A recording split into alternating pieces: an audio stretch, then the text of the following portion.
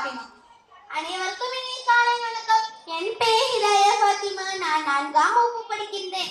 நான் எடுத்துக்கொண்ட தலைப்பு என்னவென்றால் நகர வாழ்க்கையின் மறைந்து பொங்கல் மரபுகள். நகர வாழ்க்கையில் வேகமான சூழல், தொழில்நுட்ப வளர்ச்சி மற்றும் மரபு சார்ந்த விழாக்களை கொண்டாடுவதில் ஏற்பட்ட மாற்றங்கள் காரணமாக பொங்கல் பண்டிகையின் பாரம்பரிய அம்சங்கள் நகரங்களில் மெதுவாக மறைந்து வருகின்றன.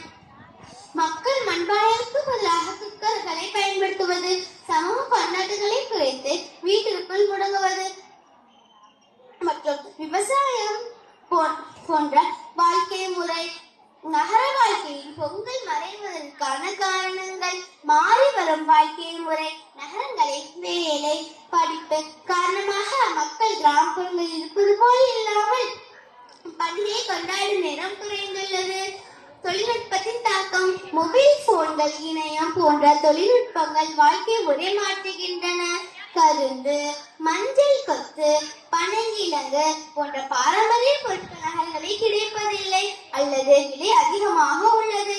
நகர வாழ்க்கையில் மண்பானை, கரும்பு, மஞ்சள், கோலம், போகி பண்டிகை போன்ற பொருட்கள் குறைந்து வருகின்றன.